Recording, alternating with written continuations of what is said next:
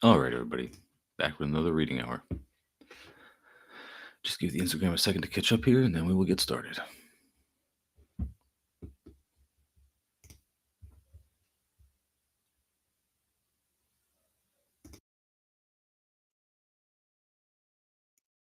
All right, now we're all set. All right, so we left off yesterday talking about all this money vanishing into this financial black hole. I'll read a little bit of the last paragraph. Let's see. The majority shareholder of this firm was the American insurance conglomerate American International Underwriters, AIUC, which was established as part of the insurance empire headed by former OSS agent C.V. Starr, Starr, like Ken Starr, and evolved into the giant multinational AIG, American International Group. AIUC, according to Peter Dale Scott, author of The American War Machine, quote, was an insurance conglomerate with suspected ties to the CIA in Southeast Asia. In 1976, Mercantile was closed by the Bahamian government after investors discovered that the bank's holdings were worthless. This came as a surprise to the shareholders since Price Waterhouse, the prestigious accounting firm, had certified a few months before the collapse that Mercantile possessed $25.1 billion in assets. Unfortunately, these assets were alleged loans given to unidentified individuals. The money vanished into the agency's black hole. So now this next section here is the black hole. In 1977, the IRS launched an investigation into the affairs of the Castle Bank that became known as Project Haven. Investigators obtained evidence that the source of much of the money deposited in the bank by underworld figures was the heroin trade in Southeast Asia. Hmm. Imagine that. Imagine like these shadowy mobster figures depositing money in this shadowy bank, and the source of it you find out is the heroin trade. Who could imagine that? Such evidence led to a grand jury investigation. But after the jury was assembled, the investigation was called off. The CIA had issued a warning to the U.S. Justice Department that the pursuit of criminal proceedings against the Castle Bank would endanger, quote, national security. Hmm. You can't attack the heroin trade. You can't do anything to even mildly curb or impede it in any way whatsoever, because that is a matter of national security. Very interesting. The Washington Post later uncovered an IRS memo stating that the case against Castle Bank involved, quote, hundreds of millions of dollars. The final figure might never be known because of the strict disclosure laws concerning Bahamian bank records. Hmm. What can you do? You can't violate the confidentiality agreements. This next section here is a dead banker. On January 27, 1980, two Australian policemen driving along the Great Western Highway near the port of Sydney came upon a 1977 Mercedes Benz parked along the side of the road. Inside the car, slumped across the front seat, was the body of a burly, middle aged man. Searching his pockets, the policeman found the business card of William Colby, former director of the CIA. On the back of the card was Colby's itinerary for his trip to Hong Kong and Singapore. The dead man's hand was wrapped around the barrel of a new 30 caliber rifle. Next to the body was a Bible with a meat pie wrapper as a bookmark. On the wrapper were scrawled the names of Colby and California Congressman Bob Wilson, then the ranking Republican on the House Armed Services Committee. The dead man was identified as Frank Nugan, co-owner of the Nugan Hand Bank and one of the most prominent lawyers in Australia. His death was ruled a suicide despite the fact that the Nugan's fingerprints were not on the rifle, and only a contortionist could have shot himself in the head from the position in which he was found in the vehicle. Hmm. Yeah, I mean, it's very odd to like have a brand new rifle that does not have your fingerprints on it be declared the suicide weapon that you used, considering that it would be very difficult to shoot yourself with a rifle inside a car. When Nugan's partner, Michael Hand, a former Green Beret who had served in Vietnam, learned of the death, he rushed back to Sydney from a business trip in London and began shredding enough of the bank's documents to fill a small cottage. The next day, Hand held a meeting of the Nugan Hand Bank directors in which he warned them that they must follow his instructions in destroying all records of transactions, otherwise they would, quote, finish up with concrete shoes, or find their wives being delivered to them in pieces. Hmm. Again, this is another footnoted sentence. You can find the accompanying source to back that up in the footnotes at the end. By June 1980, Nugan Hand Limited was in liquidation. It owed about $50 million to creditors. Sorry. Hand fled to the United States, never to be seen or heard from again.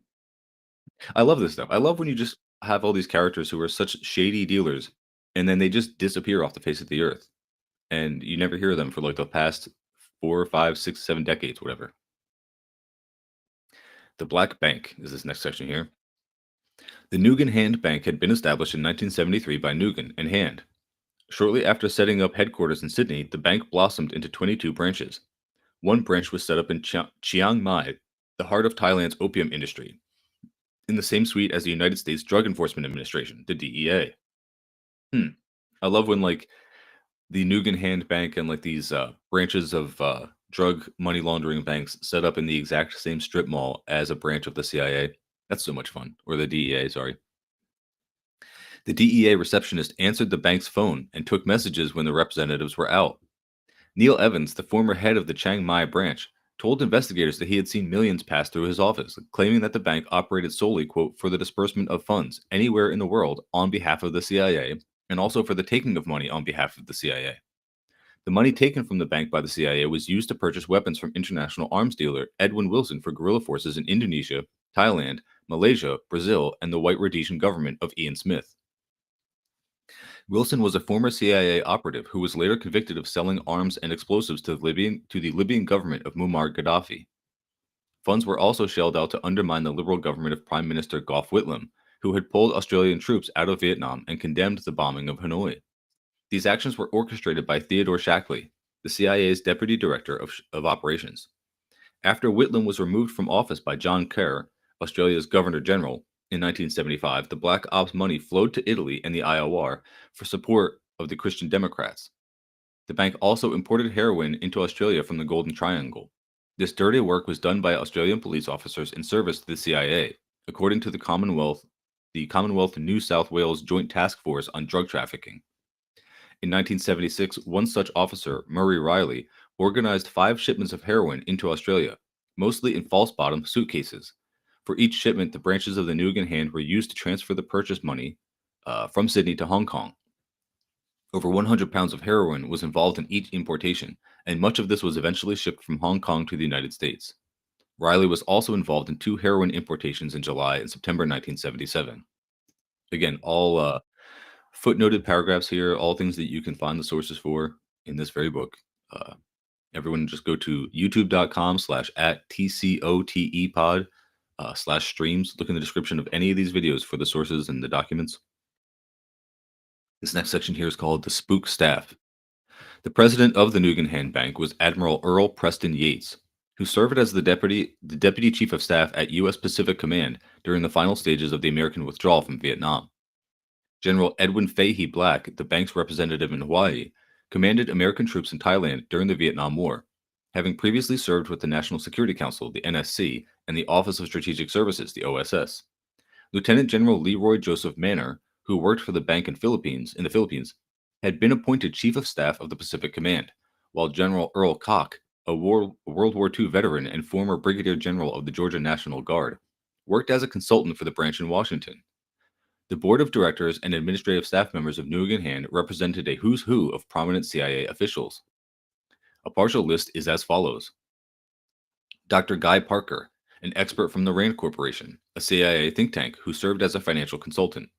Major General Richard Secord, director of the Defense Security Assistance Agency, who worked closely with Ted Shackley in smuggling heroin money out of Vietnam in large suitcases. The money was stored in a bank account that was accessible only to Secord, Shackley, and CIA agent Thomas G. Kleins. Walter McDonald, retired CIA deputy director and head of the Annapolis branch. Dale Holmgreen, former chairman of the CIA's Civil Air Transport and manager of the Taiwan branch. Theodore Shackley, former CIA deputy director for clandestine operations. Richard L. Armitage, special consultant to the Pentagon in Thailand, who oversaw the transfer of heroin profits from Indonesia to Shackley's account in Tehran, Iran. Patry Loomis, former CIA advisor to the Provincial Reconnaissance Unit in Vietnam. Robert Red Jansen, former CIA station chief in Bangkok, who represented Nugan Hand in Thailand. So, yeah, that's the who's who list that they're talking about. Definitely nothing suspicious about having this entire bank branch that shares an office with the DEA, knowingly takes in billions of dollars in drug money to traffic and launder this to fund the CIA's operations, and then is composed entirely of former or present CIA officers. Again, this is all just crazy conspiracy theories that tankies care about. The neoliberal world order has no blood on its hands. Liberals are correct to not pay attention to this and then Write it all off as conspiracy theory when you bring up very obvious facts like this. This next section here is the man nobody knew. William Colby served as legal counsel. After organizing the Gladio unit in Scandinavia, he was dispatched by the agency to Rome, where he worked with the Vatican in thwarting the growth of the Italian Communist Party. His budget for black ops in Italy was $25 million a year. Colby was the ultimate Vatican insider. He became keenly aware of the not-so-holy ghost within the Holy See. He once famously remarked that the global intelligence services maintained by the Vatican left the CIA in the shade. As the commander of the CIA station in Saigon, Colby ran intelligence operations during the Vietnam War, including Operation Phoenix, a Stalin-like program that resulted in the assassination of an estimated 40,000 South Vietnamese civilians who were suspected of collaborating with the Viet Cong. I like how they call it Stalin-like, and Stalin was never even that brutal. He was removed from this position by President Ford after revelations of domestic spying by the agency captured national headlines. 4 years later, his business card was found in Frank Nugan's pocket. No doubt Colby, who was deeply involved with Gladio, realized the need to establish a new laundry for drug money in Australia. The worldwide demand for heroin had surpassed the wildest dreams of Lucky Luciano. New heroin laboratories had sprung up in Burma, Thailand, and Laos to produce the paste that was shipped on to Hong Kong and Palermo for further refinement. The annual income from the 40% tax, which Shan United Army Commander Kun Sa imposed on the 10 to 20 laboratories along the Thai-Burma border in northern Burma, amounted to $200 million a year. Yeah. So they're just skimming off the top. They're just literally taxing the drug trade and then using it to fund their military. Love that. A spook's spook is this next section here. Throughout his career, Colby remained loyal to the Vatican. Like so many of his fellow spooks, he was a member of the Sovereign Military Order of Malta, SMOM, and held clandestine meetings with fellow knight Gelli, that's Licio Gelli. Colby also had strong ties to the mafia. After the shutdown of Nugan Hand, he worked with members of the Giannini crime family, to set up Household International in Chicago, another CIA financial front. Household conducted ongoing business with the gangster infiltrated First National Bank of Cicero and the Vatican-controlled Continental Bank, both of which are now defunct.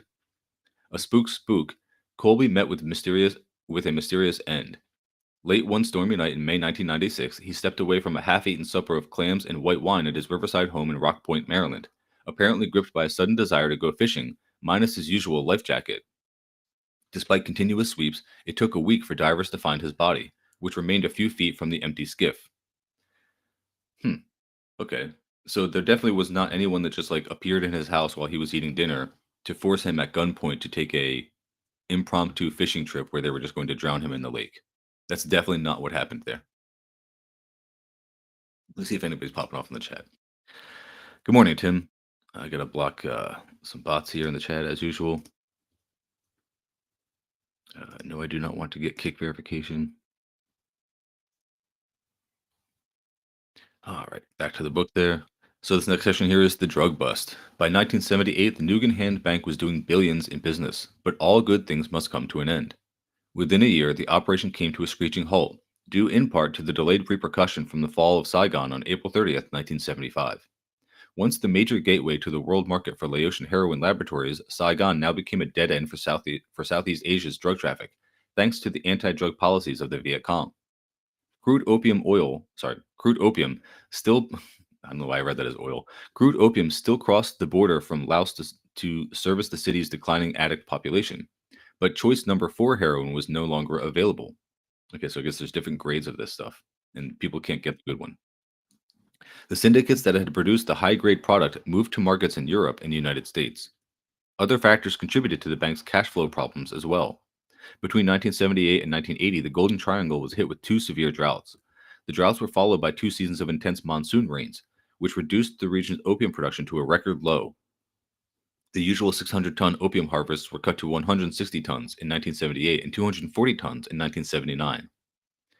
So this also just kind of reminds me of when I had started off this reading series. And if you go back to some of the beginning ones, the third book I was reading was the Busy Worker's Handbook to the Apocalypse.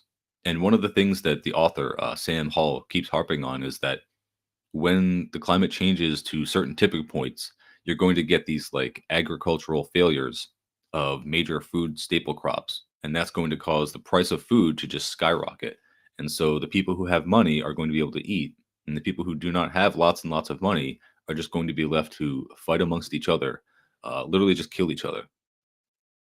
So it just makes me think of that when I hear about these 600-ton opium harvests being cut down to 160 tons. And then you don't see like a food crisis, obviously. You just see like a drug price crisis, which people are happy to ignore.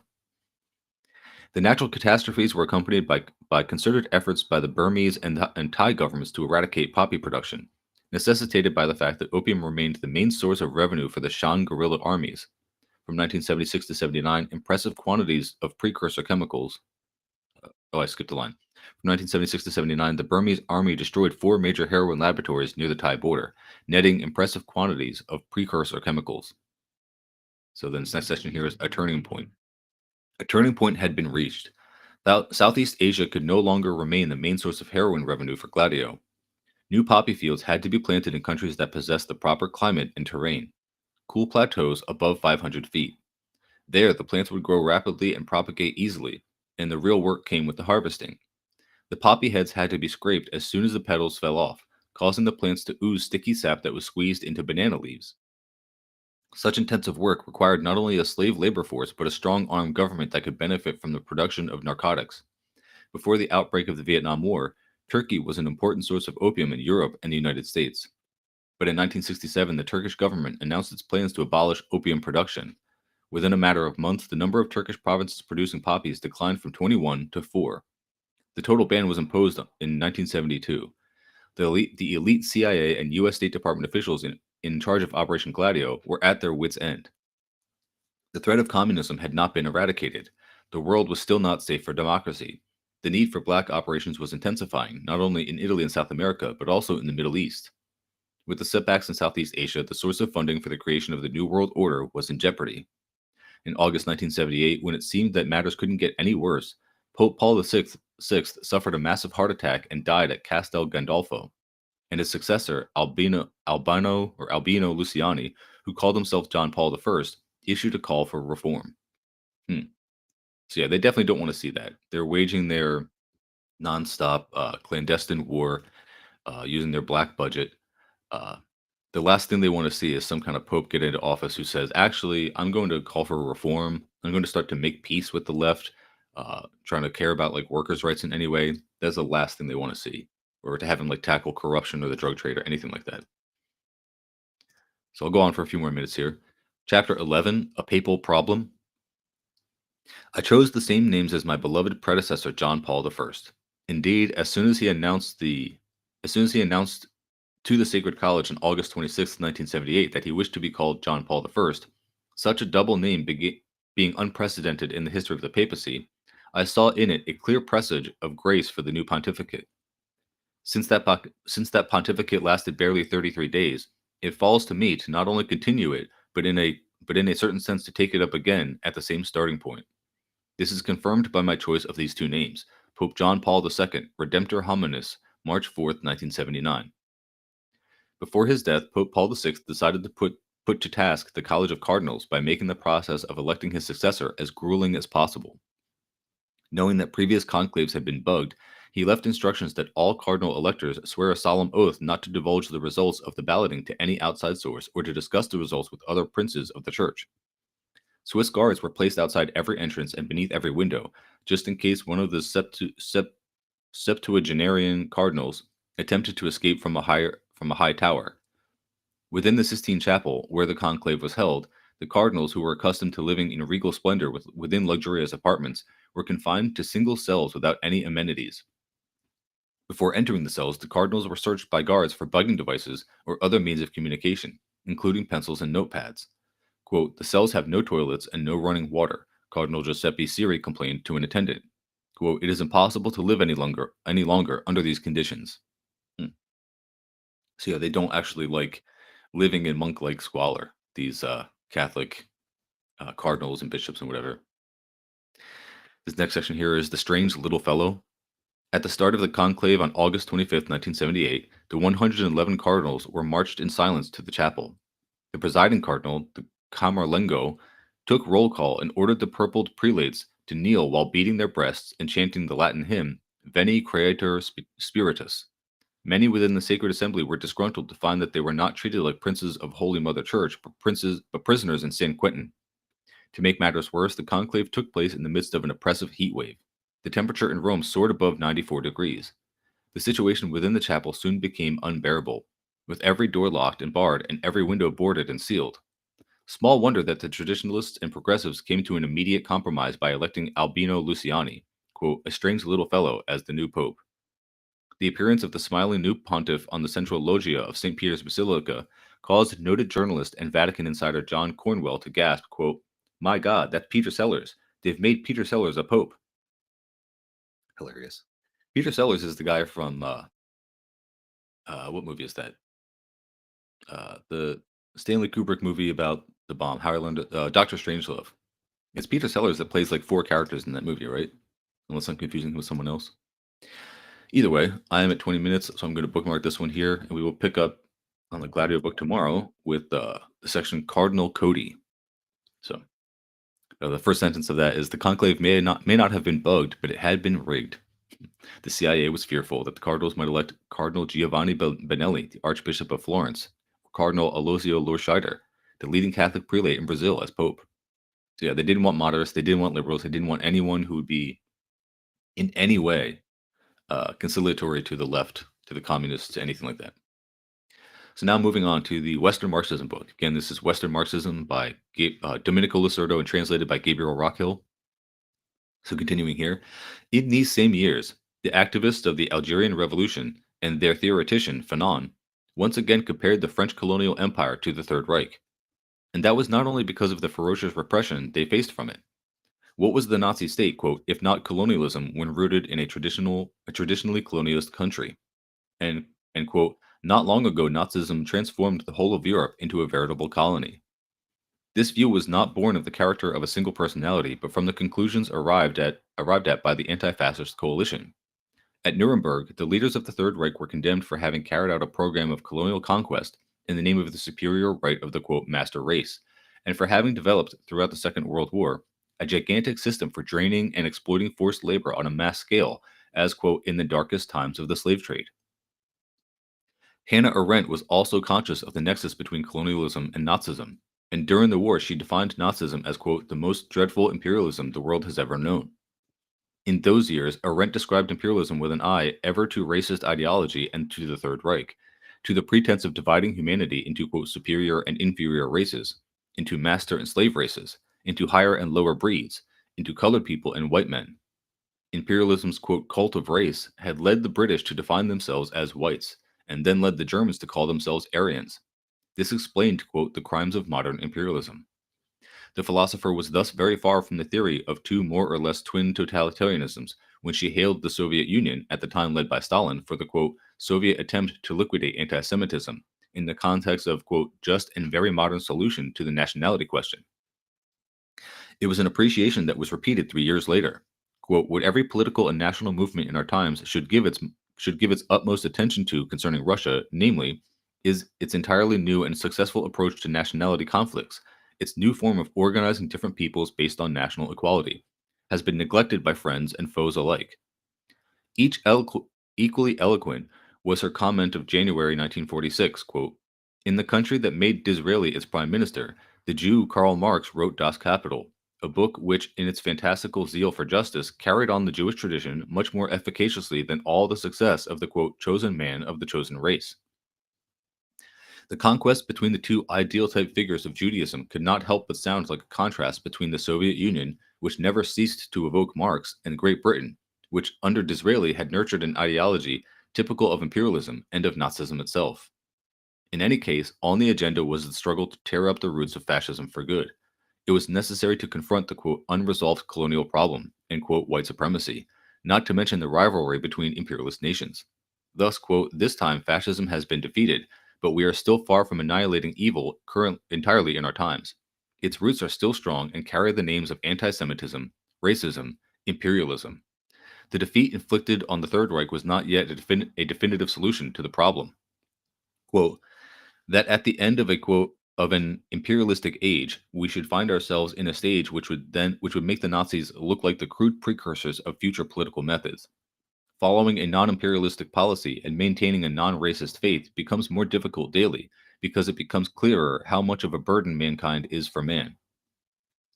It was a point that she repeated powerfully the following year. Quote, imperialism, which first entered the scene toward the end of the last century, has today become the dominant political phenomenon. A war fought on an apocalyptic scale has revealed the suicidal tendencies inherent in every consistently imperialist policy. Yet imperialism's three main drives, power for power's sake, expansion for the sake of expansion, and racism, continue to rule the globe. So yeah, this is all just outlining how Hannah Arendt is a total fraud, just like a pseudo intellectual who only gets trotted out when Westerners who want to make excuses for imperialism want to make the East seem like it's anywhere near as bad as the West. So they make the horseshoe theory, false equivalences between the Soviet Union and fascism, between Stalin and Hitler, between authoritarian communism and fascism. It's all just the same old horseshoe theory, political compass bullshit. And it's not supposed to be taken seriously. And if there's anybody who claims to be a leftist and espouses this stuff, you can tell right away that they are just a fascist in disguise. Finally, in December 1948, on the occasion of Menachem Begin, the future Prime Minister of Israel, visiting the United States, in an open letter to the New York Times, also signed by Albert Einstein, Arendt called for protests against the man responsible for the massacre of the Palestinian village of Deir Yassin, noting that the party led by Begin, with its quote admixture of ultranationalism, religious mysticism, and racial superiority, and of terrorist violence against the civilian Arab population, was quote closely akin in its organization, methods, political philosophy, and social appeal to the Nazi and fascist parties. Promoting the merciless colonialist expansionism of a so-called superior race, Begin retraced the steps of Nazism and fascism. The nexus between Nazism and colonialism at times emerges also in the first two parts of the origins of totalitarianism, those devoted to anti Semitism and to imperialism. First published in 1951, the book gave ample space to the ideological and political history of the British Empire. Edmund Burke's reaction against the French Revolution elevated, quote, the whole English people, establishing them as a kind of nobility among nations. Later taking form was racism, quote, the main ideological weapon of imperialistic politics, along with eugenics, the new pseudoscience dedicated to improving the race through forced sterilization or even more radical measures of the losers. Along these lines, we find Disraeli, who proudly contrasted the quote rights of Englishmen to the quote rights of man, which he scoffed at together with Arthur de Gobineau, who was one of the most quote devoted supporters of the race. Given these ideological assumptions in the colonies, a power without the limitations it faced in the capitalist metropoles began to be theorized and experimented with. It was a power that tended to assume ever more troubling forms. Already in the context of the British Empire, there emerged the temptation to carry out, quote, administrative massacres, an instrument for liquidating every challenge to the existing order. We are on the threshold of the ideology and practice of the Third Reich. Of Lord Cromer, the representative of the colonial power in Egypt, Arendt paints a portrait that does not lack analogies to one that she would subsequently paint of the notorious Nazi executioner Eichmann. The banality of evil seemed to find its first, weaker incarnation in the British, quote, imperialist bureaucrat, who, in their indifference and aloofness, in their genuine lack of interest in their subjects had developed, quote, a philosophy of the bureaucrat and a, quote, government without precedent that was, quote, more dangerous than the unorganized impotence of all those who are ruled by the tyrannical and arbitrary will of a single man. And that actually is a great point. Like, it's only because like Arendt becomes such a very blatantly racist hypocrite that like it discredits her earlier points. Like, if you very early on point out that the English are doing Nazism to brown people in Africa and any of the places that they colonize, and then you conveniently forget that after socialism becomes a problem for you in the West and living on top of that colonialism, you're just a bad person, and so are all your followers. And this form of government that went beyond traditional despotism reminds us of totalitarianism. From the first, Arendt tended to use the category of totalitarianism to define the nexus between Nazism and colonialism. The first model of totalitarian power was exercised over the colonized peoples, who were dehumanized through racist ideology, decimated, and enslaved. The frame changes radically, however, when we move into the third part of the origins of totalitarianism, which is clearly influenced by the ideological climate that arrived with the outbreak of the Cold War. Analysis of the Soviet Union didn't matter very much, since thanks to the category of totalitarianism, It was put on the same plane as Nazi Germany. What was decisive was the removal of the linkage of the Third Reich to the colonialist and imperialist tradition, of which it sought to be the more intransigent heir. A turning point was reached. While still in France and before crossing the Atlantic in 1941, Arendt, according to her biographer, saw the piece she was writing, quote, as an exhaustive work on anti Semitism and imperialism, and a historical study of that phenomenon then called, quote, racial imperialism. The essay on imperialism she published in Commentary in February 1946 had been preceded by a note in which the reader was informed that the author was, quote, writing a book on imperialism.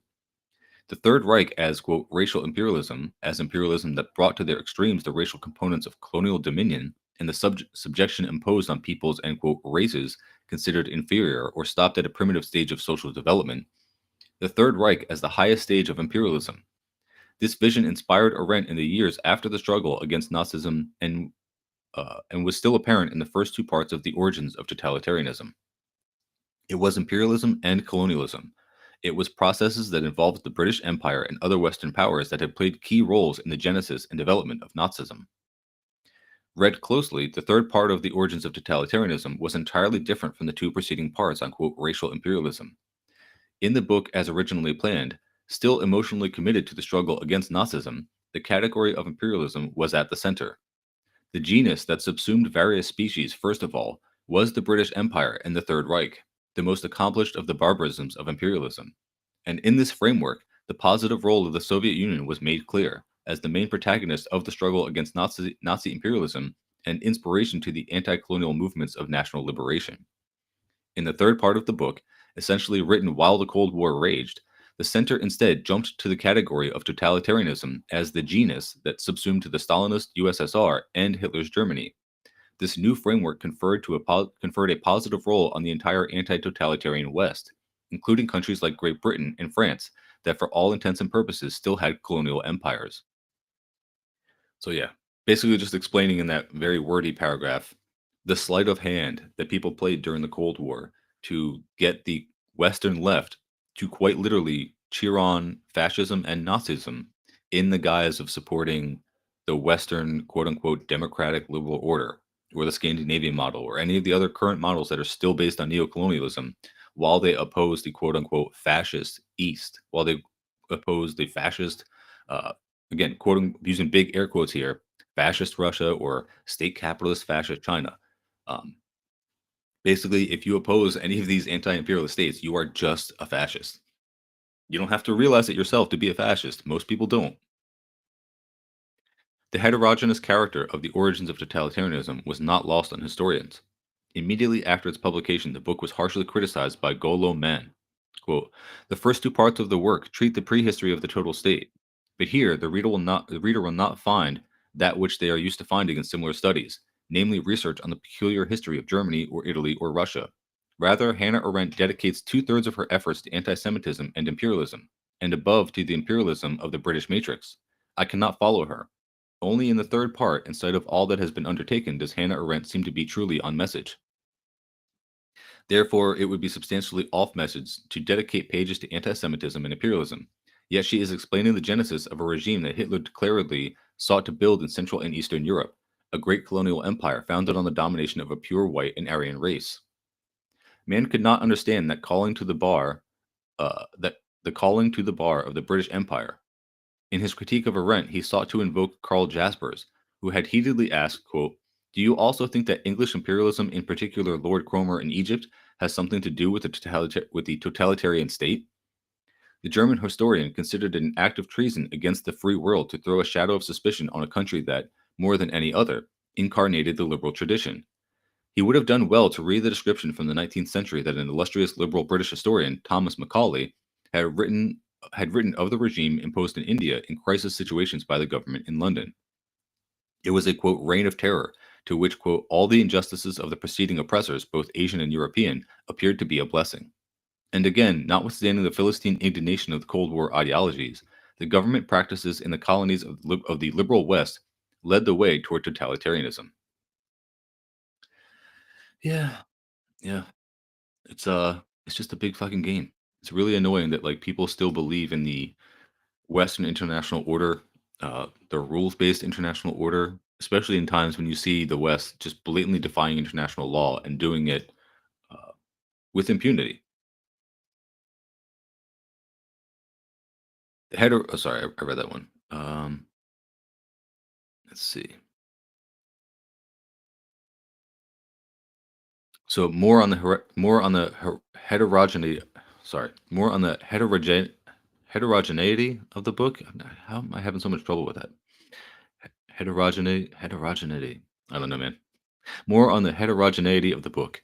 If for Golo Man is a question of eliminating as off message the first two parts that, together with anti Semitism, accused colonialism and imperialism, for the later historians cited what was problematic was the post hoc and ideological character of the third part, that, adapting itself to the ideological needs and practices of the Cold War, sought to breathlessly link the Soviet Union to the Third Reich. And now we read in Empire, a key text of Western Marxism, it is a tragic irony that nationalist socialism in Europe came to resemble National Socialism. In retracing the history of the first half of the 20th century, the two authors erase the struggle between colonialism and anti colonialism, or between the reaffirmation and the abolition of colonial slavery, ending up with the positions of the Western champions of the Cold War, determined to criminalize communism, absolving and reducing to trivia colonialism and imperialism. That is the other part of the sleight of hand, right? It's like equating when you equate the Soviet Union, the enemy of fascism, with fascism, you're also just hand waving away the millions and upon millions of people who were killed by Western colonialism and neocolonialism, because you're just saying that that is somehow better than the East, and people are basing this on pure white nationalism. Like it literally is just racism. So, Section 3, the Third Reich from the history of colonialism to the history of madness. In the philosopher's original formulation, the nexus between imperialism and anti Semitism and anti communism had been clear. Quote, racial imperialists came to see a foreign body of Jews, whom they accused of being, quote, organized internationally and bound together by blood. The Jews were accused of being, quote, ethnic representatives of the Communist International, and considered at the same time an instrument of the world Jewish conspiracy of the elders of Zion. These were the years in which Arendt critically contrasted Herzl to another great figure of Jewish culture, Lazare. Unlike the former, the latter had sought to promote the emancipation of the Jews, not by accepting some colonial concession from the great powers of the time, but by inserting the struggles of the Jews and other oppressed peoples into a comprehensive, revolutionary, anti colonialist, and anti imperialist project against anti Semitism and colonial racism. On the other side, Hitler was the irreducible enemy simultaneously of the anti colonial revolution and of the emancipation of the Jews. It was in this context that the most monstrous crime of the Third Reich needed to be seen, the Holocaust. Uh, sorry, I lost my place here. Imperialism was characterized by the idea of, quote, natural law of the right of the powerful and the extermination of, quote, inferior races unworthy of survival. It is important to remember that quote, the extermination of the indigenous peoples was, quote, put on the agenda to accomplish, quote, new colonial settlements in America, Australia, and Africa.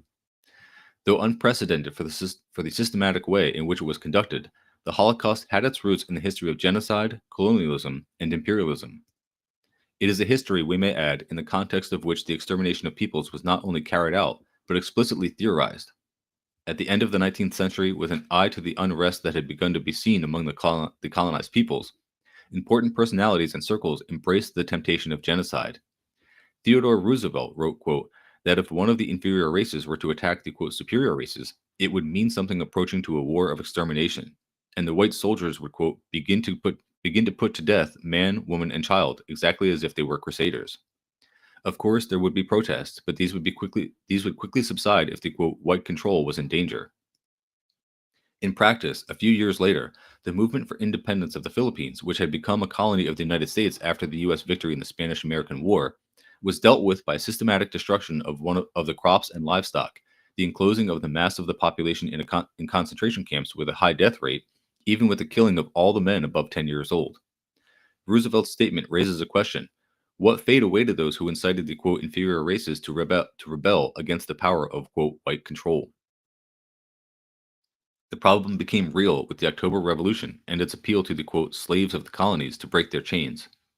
In 1923, sounding the alarm for the mortal danger posed by Bolshevik agitation and the revolt of the peoples of color to civilization and to white supremacy worldwide, an American author celebrated on both sides of the Atlantic, Lothrop Stoddard, made clear that the eminent position that Jews occupied in the quote officer corps of the Bolshevik and anti-colonial revolt. Starting with Marx, they played a leading role in the quote revolutionary movement.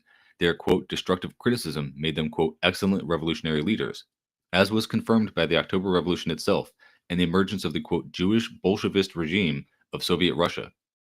Thus, even before Hitler, the American theorist of white supremacy identified the enemy to liquidate once and for all as the quote Jewish Bolshevist regime of Soviet Russia.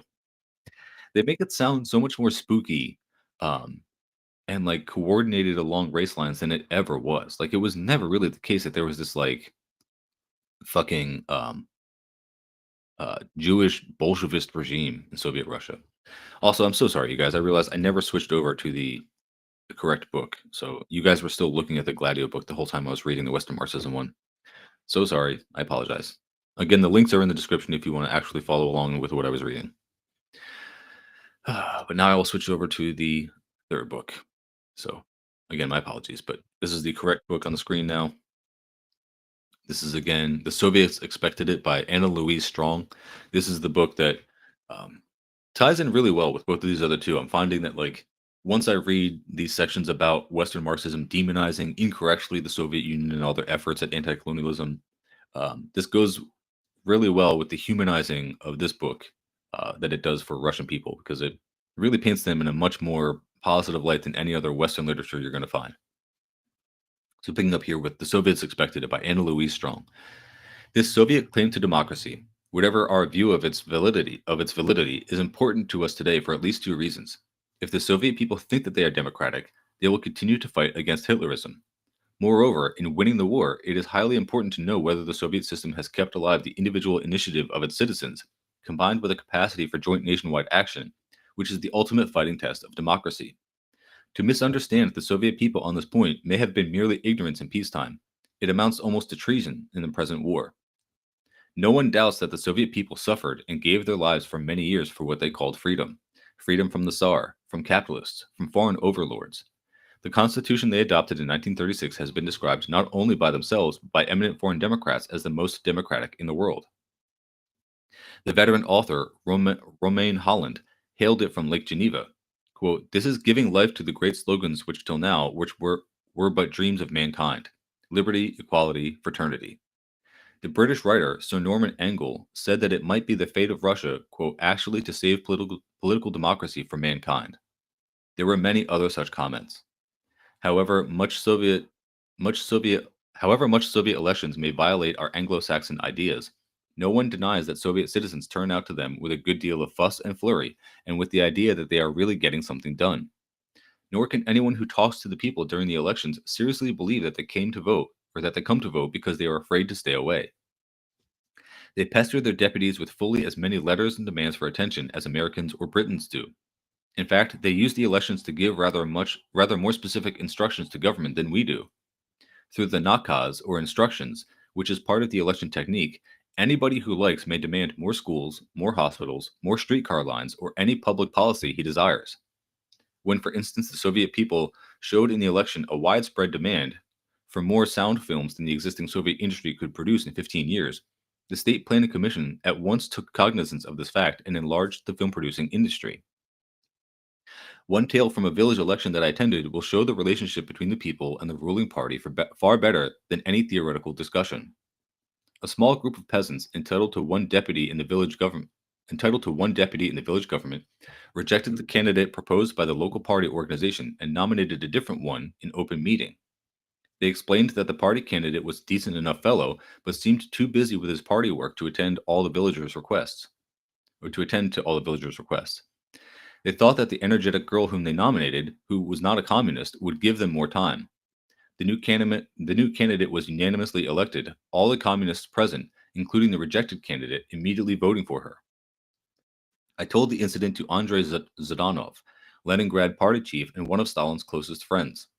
I added that it would be hard to explain to Americans an election in which the local party leaders congratulated the people on throwing out the party candidate. He hardly got my point, but said, quote, "What we build cannot be built by passive people." Soviet citizens prized the right to instruct their government about their desires, to criticize its performance, to recall its officials. On some occasions, they have exercised these rights to excess. The people of the Crimea some years ago recalled such a large percentage of their local officials in one year, I think it was about half of them, that it created a scandal in the Soviet press. Inhabitants of other republics said that the Crimeans were either very changeable or did not know how to pick good people. In general, however, the Soviet citizen is far more interested in directly taking part in government than in criticizing the part that others take. It is assumed to be a citizen's privilege and duty to become a volunteer in government activities by serving on housing commissions, taxing commissions, investigating commissions, according to what interests him most. His test of freedom is dynamic. He demands not so much the right to talk and complain as the right to act. A person who complained about anything in the government without taking the appropriate steps to remedy it would be considered irresponsible. I like that approach. I like telling people, like, look, you can actually take part in this democracy. You can fix things if you want, but sitting by and complaining about it actually doesn't do anything. And I know a lot of people will find that ironic, considering that I run a meme page and I don't take part in any political organization, any of the grassroots so-called left-wing orgs, because I find them to be too liberal. Uh, I will not take part in any liberal bullshit organizing. Like, I'm not going to take part in your mutual aid and protest, your rad lib praxis, because it is not revolutionary. And you can get mad all you want that I like am not taking part in that, but like you guys are not doing the necessary step of building vanguard parties. You're not building a revolution. You're not building any kind of movement that is trying to overthrow capitalism. You are merely trying to reform it. And until people have orgs that have that as a goal, I cannot take them seriously and I cannot lend them any support. Even just like posting memes in favor of them, even just saying positive things about them on the internet. And that doesn't mean that I think a meme page is revolutionary. It means I think a meme page is an outlet on the internet for rhetoric. And if you think that it's something other than that, that's your problem. That's all just to say you can reform a communist system, you can reform a socialist system. But if you are seeking to reform a bourgeois capitalist democracy, a quote unquote democracy, you are not a socialist. You are not a leftist. You are a liberal. Can you become anything you like? A doctor, an engineer, an explorer? Can you gain access to the public resources and use your productive skill to its utmost, securing additional education to perfect your skill? Can you criticize your boss and have him removed if he is incompetent or overbearing? Can you advance in your chosen line as rapidly and as far as the resources of the whole country and your capacity and that of your fellows to organize them permit? Can you widen your life by any kind of cultural activity you choose? Music, painting, drama, and secure instruction in these? Can you take part in any branch of government that interests you and for which you show some capacity? That's what life is like under socialism. That is not what you have under capitalism. Such are the Soviet citizens' tests of freedom. They are dynamic tests. They have produced the type of initiative that we are seeing in the present war. The brutal and gripping account of the women, quote, pitchfork guerrillas is a case in point. When the Germans came to a certain village, they found only women, children, and the aged farm president. They killed the president and the girl bookkeeper, believing that by destroying the leaders they could dominate the rest. Immediately, one of the older women, a member of the collective farm administration, called a secret meeting in the woods, where the women elected a widow named Mironova as the new farm chairman and decided on a certain attitude toward German demands. A few days later, a German officer began to molest a 15-year-old girl. Her mother defended her and struck the officer in the breast with a chunk of wood. The mother was arrested, tied to a post in the middle of a street for 2 days as an example, and finally hanged. That night, the women met and decided on a course of action. They secretly removed the children to the woods and sent them on ahead under the care of the older women. The more able bodied, 18 in number, remained in the village all the next day and screened the departure of the others. On the following night, they fell with pitchforks and axes upon the headquarters of the Nazi subdivision located in their village, caught the sentries by surprise, sorry, killed them, and also the officer who was inside, and then abandoned the village after setting it on fire. Hiding by day in the forest and traveling at night, the women moved east, living on berries and raw mushrooms as they went. Once a German motorcyclist detained them and ordered them to follow him. They killed him as they passed through a ravine. Another time, they captured a German truck that had halted to make repairs and killed the 3 soldiers in it. After 11 days' march, they reached the Red Army. This was an action not only of a brave people, but of a people schooled in democracy, who know how to choose leaders and then to obey them, to combine initiative with discipline under life and death conditions. The fact that when leaders are killed, the people know how to produce new leaders without delay is the practical answer to the question, quote, of Soviet democracy, an answer hammered out on the blazing forge of war. I love that story. That's a fantastic story. And that is what shows the difference between so called grassroots revolutionary organizing here in the West that is purely mutual aid, protests, food co ops, donating, hippy dippy bullshit that no one cares about or takes seriously and actually drives people away from leftist organizing because they see that you are a joke and what you're doing stands no threat to authority, poses no threat to capitalists, to bourgeois people, to the system that is oppressing people. It does absolutely nothing. You are literally driving people away from leftist organizing and leftist ideology with your joke praxis because it doesn't look anything like this. The third great source of Soviet morale lies in the fact that they are fighting for human dignity, for the equality of all races, against the Nazi concept of the superior race. Soviet citizens are tremendously proud of the fact that all their 182 nationalities of different color and culture are equal citizens and equal owners of the public wealth.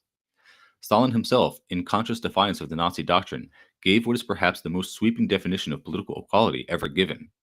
Neither language, nor color of skin, nor cultural backwardness, nor the stage of political development can justify national and race inequality.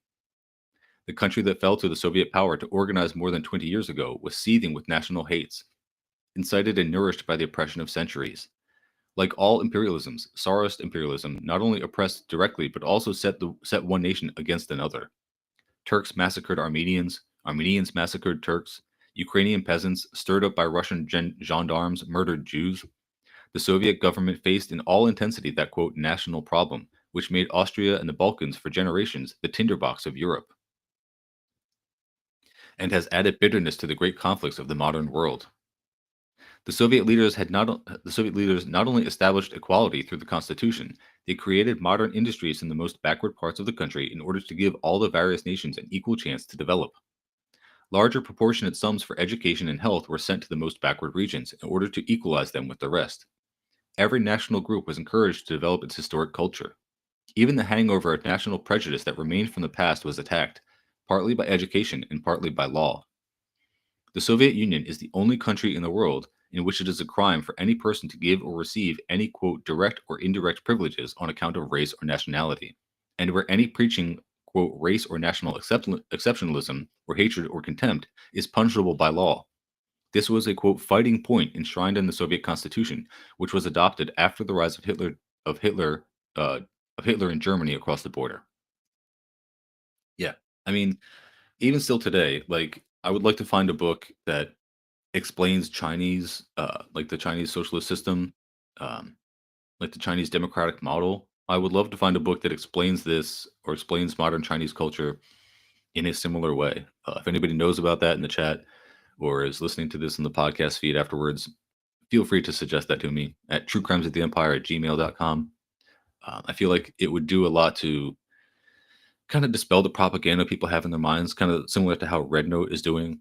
I know that guy, I am Buddha Wang on the various social medias. He's great at doing this in like a real conversational and personal way. So I'll go on this with the going with this one for a few more minutes here. Acts of race prejudice are severely dealt with in the Soviet Union. Ordinary drunken brawls between Russians may be lightly handled as misdemeanors, but let a brawl occur between a Russian and a Jew in which national names are used in a way insulting to national dignity, and this becomes a serious political offense. Yeah, they literally had hate crime laws. They had hate crime laws before it was cool. They like invented the idea of hate crimes and punishing them more severely than just other randomly motivated crimes. Usually, the remnants of national antagonisms require no such drastic methods. They yield to education. The American workers who helped build the Stalingrad tractor plant will long remember the clash that Lewis and Brown had with the Soviet courts after their fight with the Negro Robinson, in the course of which they called him damn low down N word. The two white men were, quote, deported to America, disgraced in Soviet eyes by a serious political offense. The Negro remained and is now a member of the Moscow city government. Oh, you'll love to see that. That's a happy ending. The devotion of long suppressed peoples and their willingness to die for the new equality is the prize that the Soviet nation policy won for the present war. The Jews in the Soviet Union especially know that they have something to fight for as they see beyond the border Hitler's destruction of the Jews and the anti Semitism that spreads from country to country. When I last visited Minsk, which under the Tsar was a ghetto city and under the Soviets was a capital of the Byelo-Russian Republic, with more than one third of the population Jews, I asked the young intourist guide, "Don't you yourself, as a Jewish woman, ever encounter racial feeling in your daily contacts?" "I haven't for years," she answered. I wonder what she encountered when the Nazis entered Minsk. Also, I would highly recommend the early Proles Pod episode, Stalin Was a Mensch. I had never heard of Birobidzhan or Birobidjan, which was like the special like enclave area that Stalin set aside just for Jewish people. And then, of course, Westerners try to act like he secluded them or forced them to go there or was some kind of like concentration camp or something. And it was not. It was just like a special area that he designated. They got some kind of priority there. It became a haven. People were happy to be there. It was cool. Stalin was a mensch. Every Soviet citizen knows that he is also fighting not only for Soviet property, freedom, and race equality, but for the future of mankind throughout the world. Soviet schoolchildren are taught from the early grades that something which they call fascism is the ultimate enslavement of human life. Whatever the defects of their own country, the abuses of their government, the cruelties of their land, they believe that they can change these with time, education, and popular pressure. They know they cannot change Hitler except by war. One of the most eloquent statements of the cause for which the Soviet people fight comes from the Soviet Jewish writer Ila Ehrenberg. So this is a, I guess, verse here or poetry. Our Red Army men know what they are defending. They are defending the youngest country in the world, the land of youth. We are the first in the world to construct a society based not on greed, but on the cult of labor, on creative activity, on human solidarity. We defend the land of real culture against barbarism. Dr. Goebbels once said, quote, "The printed word nauseates me." Our reply was to publish Goethe's works in 700,000 copies in 8 languages. I saw German fascists humiliating Frenchmen in Paris. In Warsaw, they destroyed the monument of the great Polish poet Mickiewicz. In our country, his poems are published in hundreds of thousands of copies. In our country, Kyrgyz actors come to Moscow. It would never occur even to a hooligan in our country to offend anyone because of his nationality. Our youth is fighting for our land, for our liberty. They are fighting also for the liberty of the world. They are fighting for human dignity. They are fighting for the rights of Paris, desecrated by the executioners, for the University of Prague, for proud Norway, for the huts of the Serbs, for the Acropolis. By a bit of irony, the first Red Army men to be praised by their German enemies for quote fanatical courage in the very first days of the war were Kalmucks, those yellow-skinned former nomads of Astrakhan. The Russians missed the irony. To them, all races are equal. But the Nazi quote superior race praising Kalmucks. What a piercing jest. Do you know Kalmucks? They were not a warrior race of Asia. They were sheep herders, pushed about by everybody for 1,000 years. The Mongols, Tartars, and conquering cohorts of Muhammad pushed them westward. The Russians pushed them east. So the Kalmucks crawled at last to lands that nobody wanted, arid lands near the Volga Delta, a sort of no man's land between Europe and Asia. There they stayed, despised and spat upon. It took 10 years for even the October Revolution to make much of a dent in their primitive tribal ways. I first met Kalmucks in the days of collectivization, the winter of 1930.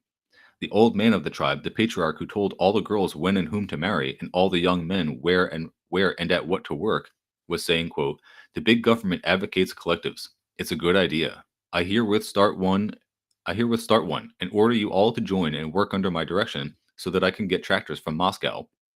The younger Kalmucks yelled, quote, "Nothing doing. We're going to run the collective ourselves and squeeze the old dictator out." These hot-headed boys were listing everybody's cows and chickens and dishes and declaring them all, quote, common property. It was a frightful mess.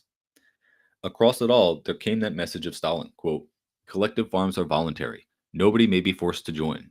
In any case, only the large-scale farm production should be collectivized, and not the family cow and chickens." Kalmucks rode for days to the nearest town and paid 100 times the normal price for a newspaper bearing those words. It was their charter of freedom. The first time in centuries any government leader told a Kalmuk he didn't have to take the government's advice. They had rights, free choice, initiative. They were invited, but not compelled, to cooperate with Moscow and get tractors. They, Kalmucks. I have seen them since, untrained herdsmen becoming managers of farms, heads of government, and I know that with the qualities they have developed in the last 20 years of growth and struggle, will eventually beat the Nazis in the long war of endurance that lies ahead. For the Soviet people who were Kalmucks, Uzbeks, Ukrainians, Russians, but who now are, quote, Soviet people, are no longer, quote, backward people, as they humbly admitted for many years. They are more experienced human beings than the attacking members of the, quote, superior race.